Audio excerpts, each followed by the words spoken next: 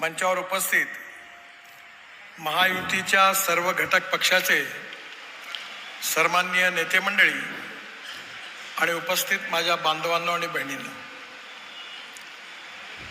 आपल्या सगळ्यांना माहिती आहे की ही निवडणूक महाराष्ट्राच्या भविष्याकरता अतिशय महत्त्वाची निवडणूक आहे.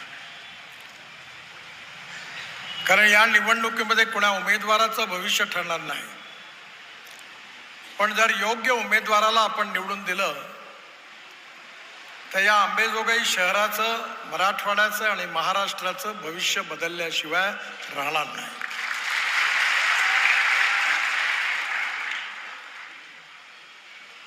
– 1947 साली आपल्या देशाला स्वातंत्र्य मिळालं. आज 75 वर्ष झाली आणि या 75 वर्षाच्या काळामध्ये काँग्रेस पक्षाला जवळपास 60 वर्ष राज्य करण्याची संधी मिळाली. ग्रामपंचायत काँग्रेसची होती, जिल्हा परिषद काँग्रेसची होती, पंचायत समिती काँग्रेसची होती, मुंबईत राज्य काँग्रेस होतं, दिल्लीत राज्य काँग्रेस होतं. बैलजोडी होती, लोकांनी बैलजोडीवर ठप्पे मारले. मग गाय वासरू आला, गाय वासरूवर ठप्पे मारले. मग पंजा आला, मग पंजावर ठप्पे मारले. आणि आज काँग्रेस अनेक वेळा तुटली आणि अनेक वेळा बदलली. काँग्रेसने गरिबी हटावचा नारा दिला होता. 20 कलमी, 40 कलमी, 5 कलमी, 8 कलमी कार्यक्रमाच्या घोषणा झाल्या आणि गरिबी हटाव हा नारा काँग्रेसने दिला.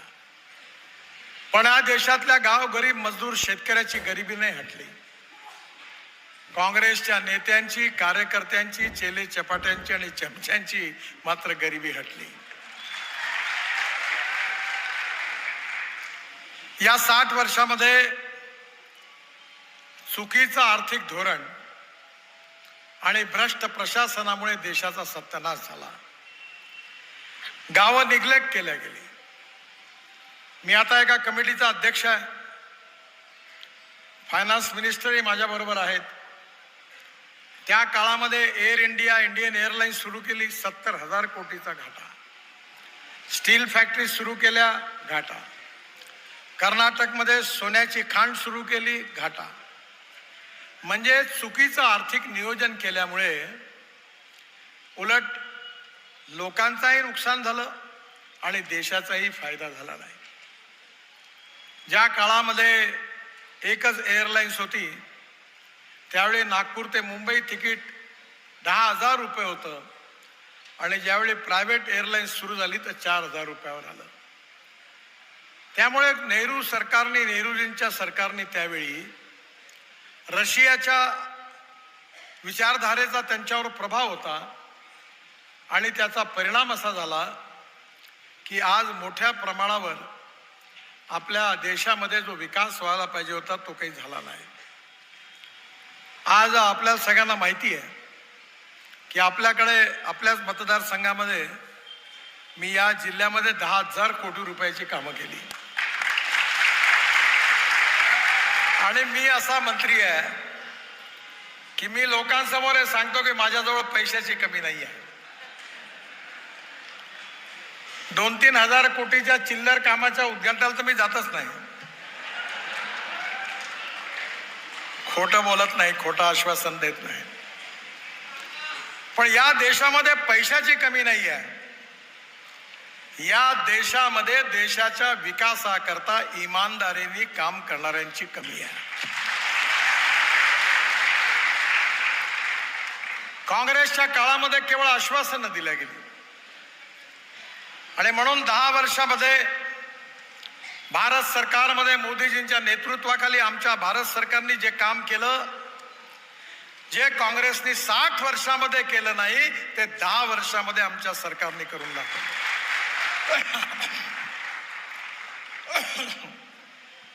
तुम्हाला माहिती असेल की आपल्या देशामध्ये गाव गरीब मजदूर शेतकऱ्यांना काँग्रेस पार्टीने निग्लेक्ट केलं. माननीय गोपीनाथरावांच्या नेतृत्वाखाली मी जेव्हा महाराष्ट्र सरकारमध्ये मंत्री होतो तेव्हा जेव्हा मी शपथ घेतली तेव्हा गोपीनाथरावांनी मला विचारलं की नितीन, माझ्याकडे 2 खाती आहेत, एक ऊर्जा विभाग आहे आणि एक बांधकाम विभाग आहे, तुला कोणतं खातं पाहिजे? मी त्यांना म्हणलं, तुम्हाला जे द्यायचं असेल ते द्या. ते म्हणाले, असं आहे की सध्या एनरॉनचा प्रश्न जरा अडचणीचा आहे, त्यामुळे ते खातं मी माझ्याकडे ठेवतो आणि तुला बांधकाम खातं देतो. त्यांनी मला बांधकाम खातं दिलं. मी मुंबईमध्ये 55 उड्डाणपूल बांधले, वरळी बांद्रा सीलिंग प्रोजेक्ट बांधला, मुंबई पुणे एक्सप्रेस हायवे बांधला, पण सरकारी बजेटमधून नाही बांधला. मी असं ठरवलं की महाराष्ट्रातल्या प्रत्येक गावाला जायला मजबूत रस्ता करायचा आणि म्हणून मुंबई पुणे एक्सप्रेस हायवे, 55 उड्डाणपूल आणि वरळी बांद्रा करता मी मार्केटमधून लोकांकडनं पैसे उभे केले आणि सगळं PWDचं बजेट गावं जोडण्याकरता जवळपास 16,000 गावांना मजबूत रस्त्याने जोडायचं काम केलं. आमचं सरकार गेल्यानंतर अटल बिहारी वाजपेयी देशाचे प्रधानमंत्री झाले. त्यांनी मला बोलावलं आणि त्यांनी मला सांगितलं, नितीन, हिंदुस्थानमधल्या प्रत्येक गावाला जोडणारी एक चांगली योजना तू तयार कर. माझ्या अध्यक्षतेखाली एक कमिटी तयार झाली आणि त्या कमिटीमध्ये 3 महिने काम केल्यानंतर मी ती योजना अटल बिहारी वाजपेयींना सोपवली आणि 1 महिन्यामध्ये त्यावेळचे राष्ट्रपती डॉक्टर अब्दुल कलाम यांनी त्या योजनेची घोषणा केली. त्या योजनेचं नाव होतं प्रधानमंत्री ग्राम सडक योजना. तुमच्याही भागामध्ये अनेक भागात त्या योजनेमुळे रस्ते झाले. काँग्रेसच्या काळात नाही झाले, पण या देशाच्या इतिहासामध्ये 6.5 लाख गावापैकी 3.5 लाख गावांना मजबूत रस्त्यांनी जोडण्याचं काम हिंदुस्थानच्या इतिहासामध्ये कोणी नेत्यांनी केलं असेल तर त्याचं नाव अटल बिहारी वाजपेयी आहे. सिंचनाच्या सुविधा नव्हत्या. शेतकऱ्याच्या शेतीला जर पाणी मिळालं तर शेतीचं उत्पन्न दुप्पट होऊ शकतं, पण पाण्याची व्यवस्था नाही. गावाची अवस्था काँग्रेसच्या काळात अशी होती की गावात प्यायला पाणी नाही, गावात जायला रस्ता नाही, शाळेची बिल्डिंग असेल तर शिक्षक नाही, शिक्षक असेल तर बिल्डिंग नाही, दोन्ही असेल तर विद्यार्थी नाही, तिन्ही असेल तर शिक्षण नाही. दवाखान्याची हालत अशी होती की डॉक्टर असेल तर नर्स नाही, नर्स असेल तर डॉक्टर नाही, दोन्ही असेल तर दवाई नाही, आणि तिन्ही असेल तर कोण मरायला जाईल अशी दवाखान्याची स्थिती होती. मला दुर्बुद्धी झाली. मी कॉलेजमध्ये शिकत होतो. मला सांगितलं, तू कर्ज घेऊन डेअरी टाक. मी माझ्या शेतीवर एक बँक ऑफ महाराष्ट्रमधून कर्ज घेतलं. 6 गाई आणि 2 म्हशी विकत घेतल्या. दुधाचा धंदा सुरू झाला. पहिल्या ह्याच्यामध्ये गाई म्हशी दूध देत होत्या तोपर्यंत ठीक होतं, आणि नंतर गावामध्ये अशी स्थिती आली की गाय गरम व्हायची तर सांड मिळायचं नाही, सांड गरम झाला तर गाय मिळायची नाही, आणि त्याच वेळी गावातला डॉक्टर नेमक्या वेळी गावात राहतच नव्हता. शेवटी माझ्या डेअरीचा बँड बाजा वाजला. मी सगळी जनावरं विकली आणि सोडून दिली. याचं कारण गावामध्ये कोणी लक्षच देत नव्हतं. गावामध्ये वीज येत नव्हती. मी महाराष्ट्राच्या विधानमंडळामध्ये विरोधी पक्षाचा नेता होतो तेव्हा मी विलासराव देशमुख एकदा म्हटलं होतं, विलासराव, तुम्ही फार कनवाळू आहात. श्रीमंत लोक 2,000 रुपये 5,000 रुपये देऊन जिममध्ये जाऊन व्यायाम करतात. तुम्ही विचार केला की महाराष्ट्राच्या जनतेच्या अंगातून देखील घाम गळला पाहिजे. तुम्ही वीजच बंद केली, पंखाच बंद झाला आणि लोकांच्या अंगातून घाम गळायला लागला. फुकटात व्यायामाची व्यवस्था तुम्ही करून दिली. अशी महाराष्ट्राची अवस्था होती. कारण कधी गाव गरीब मजदूर शेतकऱ्याला पूर्णपणे निग्लेक्ट केलं. मी ज्यावेळी वॉटर रिसोर्सेसचा मंत्री होतो त्यावेळी आपल्या महाराष्ट्राकरता 12,000 कोटी रुपये दिले. 6,000 कोटी रुपये बळीराजा योजनेत दिले आणि 6,000 कोटी प्रधानमंत्री सिंचाई योजनेत दिले. आणि जे मराठवाड्यातले पण आपल्या भागातले जे धरणं 50% पूर्ण झाली होती, 50%पेक्षा जास्त, पण कामं 8-8, 10-10 वर्षापासून बंद होती, त्या सगळ्या प्रकल्पाकरता पैसे दिले. ते प्रकल्प पूर्ण केले. पण आज खऱ्या अर्थाने पाण्याचा मुद्दा सगळ्यात महत्वाचा आहे. पावसाळ्यामध्ये पूर येतो, गावं वाहून जातात, लोकांचं नुकसान होतं. मी आपल्या बाजूच्या आंध्र प्रदेशामध्ये पोलावरम म्हणून 60,000 कोटी रुपयाचं मोठं धरण बांधलं आणि ते धरण बांधल्यानंतरही 1300 TMC पाणी गोदावरीमध्ये वाहून जातं. समुद्राचं, गोदावरीचं पाणी समुद्रात वाहून जातं. त्यावेळी आम्ही योजना तयार केली. 49 योजना नदी जोड प्रकल्पाच्या तयार केल्या. त्यावेळी गोदावरीचं जे वाहून जाणारं पाणी होतं ते गोदावरीचं कृष्णामध्ये, कृष्णेचं पाणी पेनारमध्ये आणि पेनारचं कावेरीमध्ये देऊन तामिळनाडू, कर्नाटकमधून तामिळनाडूच्या टेल एंडपर्यंत नेण्याची योजना तयार केली. या देशात पाण्याची कमी नाही आहे, पाण्याच्या नियोजनाची कमी आहे. पाण्याला प्राधान्यच मिळालं नाही. मी स्वतः तुम्हाला सांगतो की आज सगळ्यात महत्त्वाचा प्रश्न कोणता असेल तर आपण नोकरी करतो, बँकेत पैसे डिपॉझिट ठेवतो, मग निवृत्त झाल्यावर जेवढे पैसे मिळतात ते डिपॉझिटमध्ये ठेवून मग व्याजावर आपला उदरनिर्वाह करतो.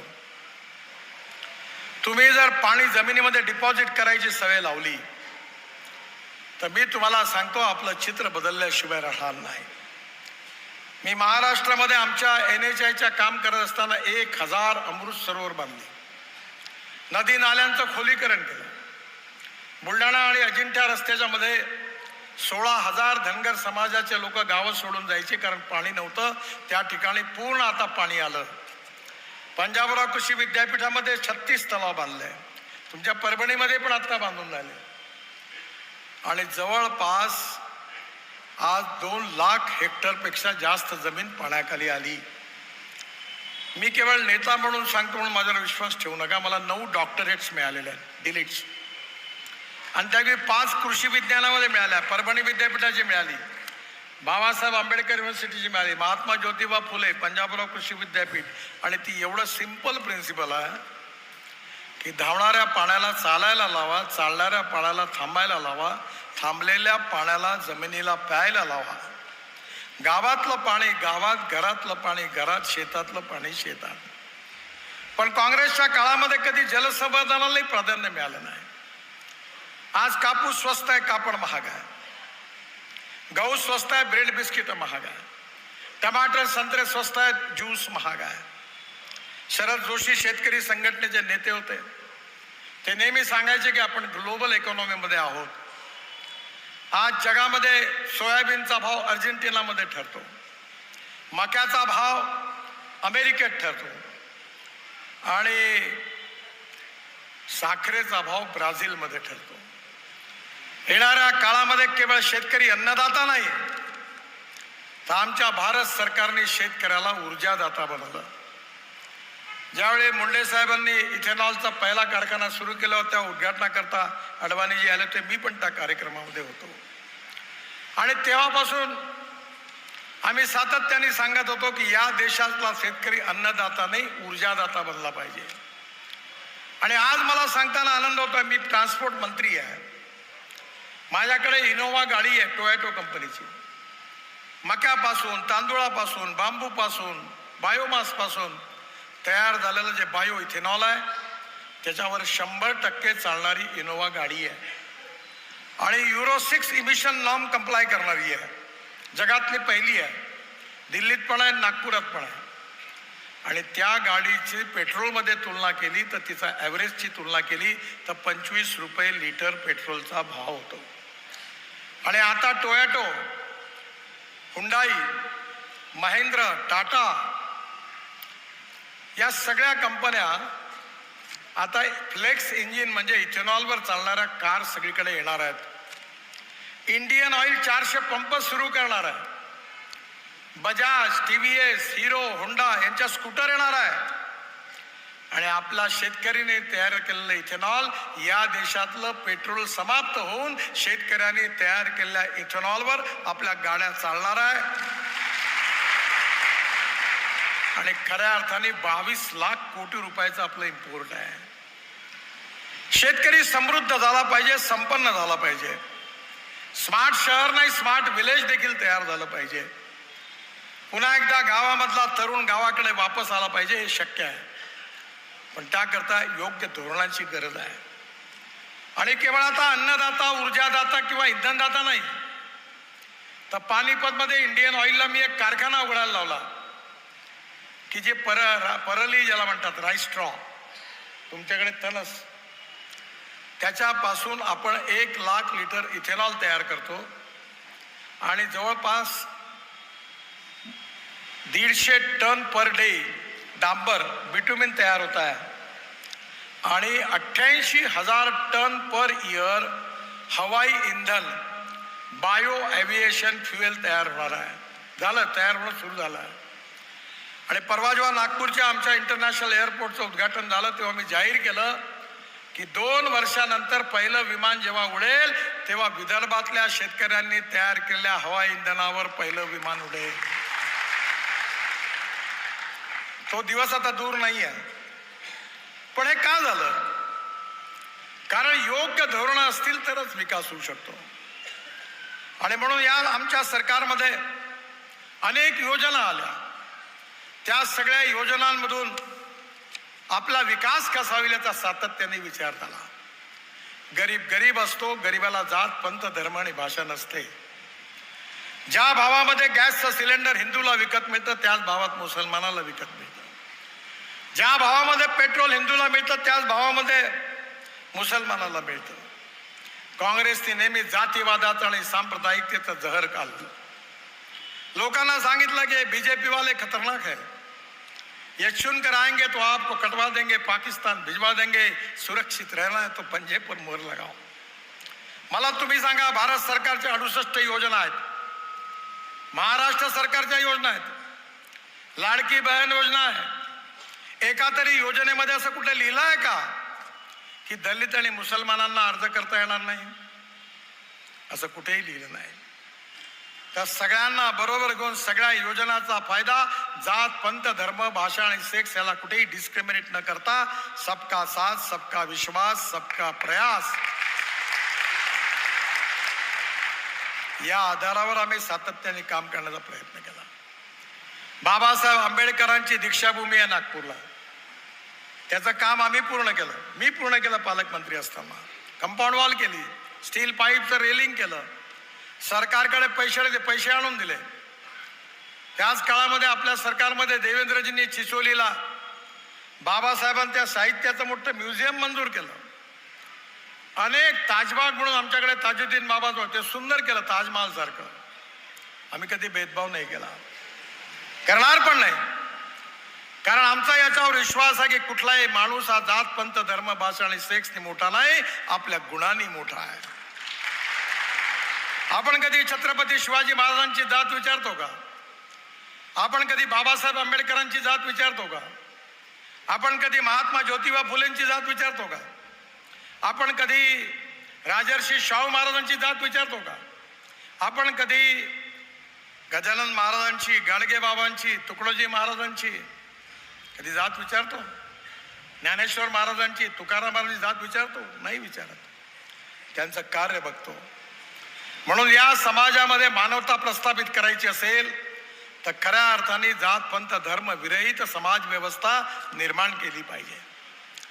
आणि त्याकरता आपले जे आर्थिक प्रश्न आहेत, no philosophy can be taught to empty stomach.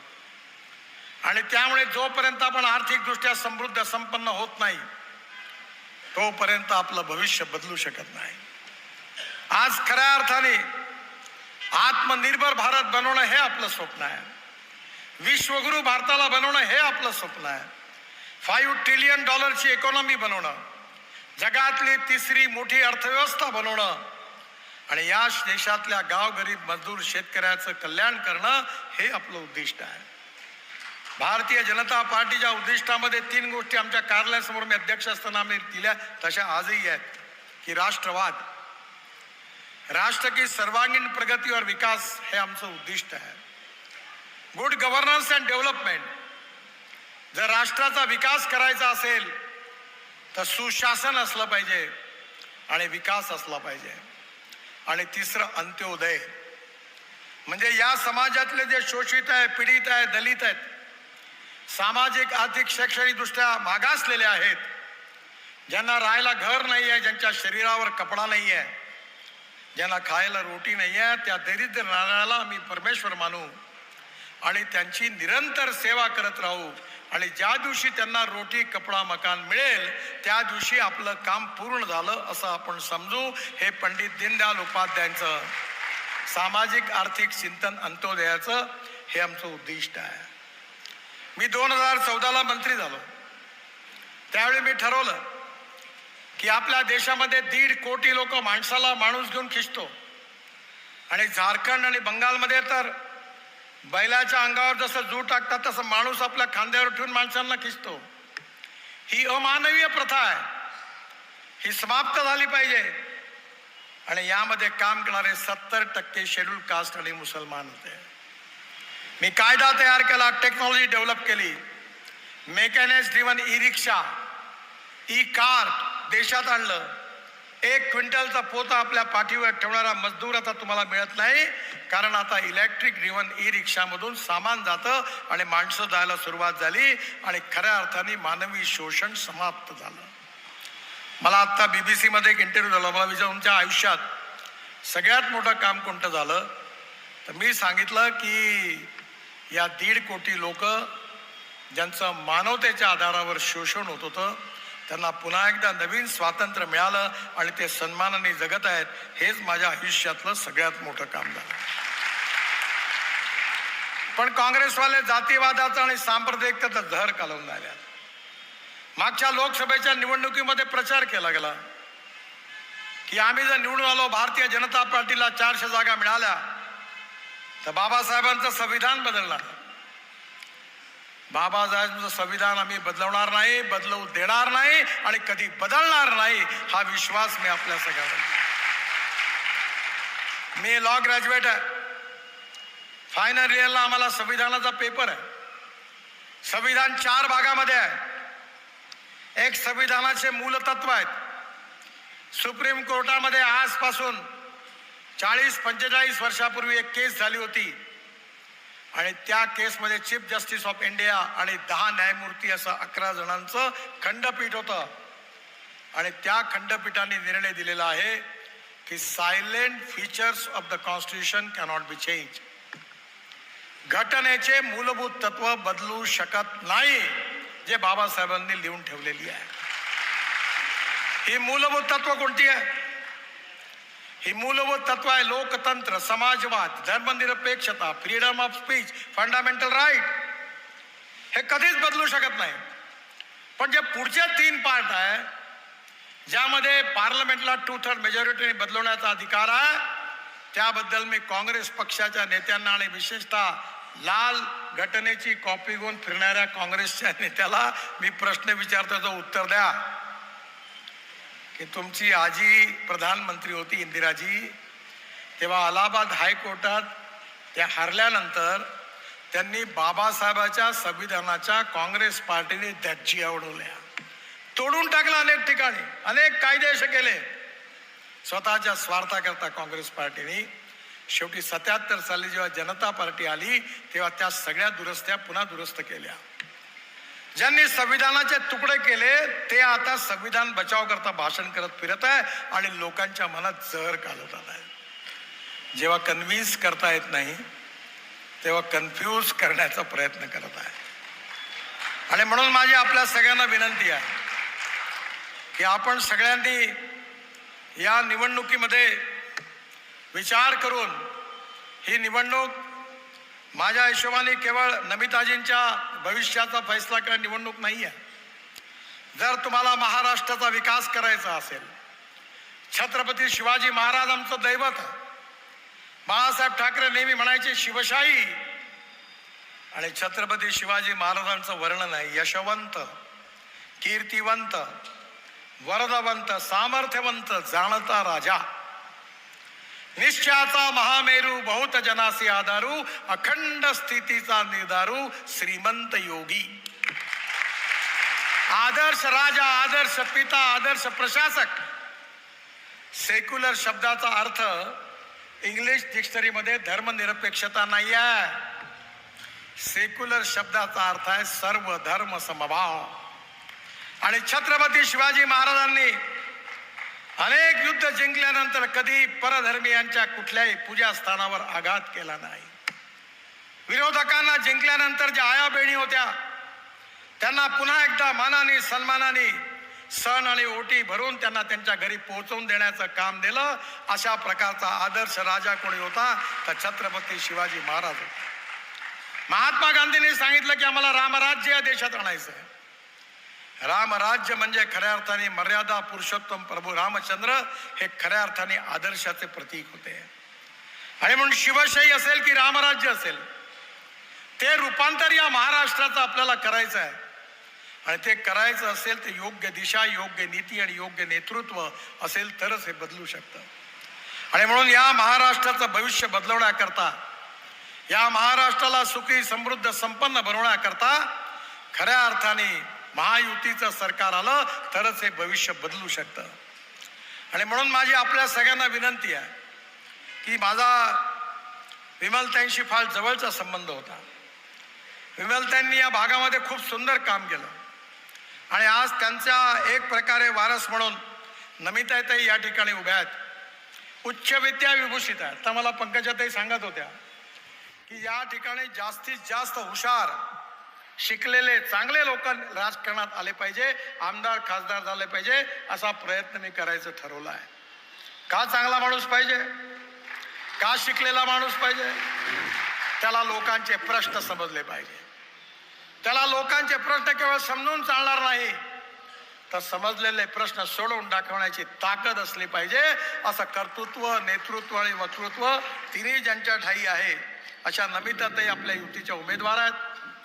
ही भूमी खरं म्हणजे आपल्या रेणुका मातेचं मोठं इथे दर्शन घ्यायला मी एकदा येऊन गेलो. त्यांचा आशीर्वाद आपल्या सगळ्यांच्या मागे आहे. पण त्याहीपेक्षा आमच्या पक्षाला महाराष्ट्रात ज्यांनी विस्तार केला, ज्यांच्या प्रयत्नांमुळे ज्या दोन नेत्यांनी आमच्या पक्षाला मान्यता मिळवून दिली आणि आज एवढा मोठा पक्ष महाराष्ट्रात तयार झाला ते प्रमोद महाजन आज याच आपल्या गावातले होते आणि गोपीनाथ रॉय पण मराठवाड्यातले होते. त्या दोघांचाही कर्तृत्व आणि त्यांचं कार्य आजही आमच्या सगळ्यांकरता प्रेरणेप्रमाणे आम्हाला प्रेरणा देत राहतं. आणि म्हणून या शहरात मला आज येण्याची संधी मिळाली. हा अतिशय आनंदाचा क्षण आहे. आज मला 8 सभा आहे. 6 वाजताच्या हेलिकॉप्टर संभाजीनगरला उतरायचं आहे. त्याच्या आधी अजून 2 सभा मला पूर्ण करायच्या आहेत. त्यामुळे मला जाण्याची घाई आहे. खरं म्हणजे या सभेला माझ्या शेड्यूलमध्ये नव्हती, पण ज्यावेळी माझ्या PA नमिताताईंचा फोन आला की काही करून तुम्ही आलं पाहिजे, तर मी म्हटलं थोड्या वेळा करता का होईना मी जरूर लोकांकरता, तुमच्याकरता, लोकांचे आशीर्वाद मागण्याकरता निश्चितपणे येईल. आणि म्हणून आपण त्यांना प्रचंड मताने विजयी करा. आणि मी तुम्हाला गॅरंटी देतो की तुमचं मत वाया गेलं असं तुम्हाला कधी वाटणार नाही. इथला जो 4 लेनचं एक्सटेन्शन आहे बर्दापूर टू अंबेजोगाई, हा जो राष्ट्रीय महामार्ग आहे त्याच्यात बरीच गर्दी आहे. मला प्रीतमने बऱ्याच वेळा, प्रीतमच्या मंड्याने मी ती आली तेवढे सगळे कामं केले. मला ती म्हणू शकत नाही, जेवढे कागद आणले तेवढे सगळे गेले. हेही पण काम प्रोसेसमध्ये असेल, काळजी करू नका. आणि मी फोकनार लीडर नाही बरं. मैं जो बोलता हूँ डंके की चोट पर पूरा करता हूँ. मी खोटं बोलत नाही, खोटं आश्वासन देत नाही. तुमचं 4 लेनचं काम 6 महिन्याच्या आत सुरू होईल. मी माझा वादा पूर्ण करेन, पण तुम्ही पण मला दिलेला वादा पूर्ण करा. नमिताताईंना निवडून द्या ही विनंती करतो. माझं भाषण संपवतो. माझ्याबरोबर जोरात म्हणा, भारत माता की.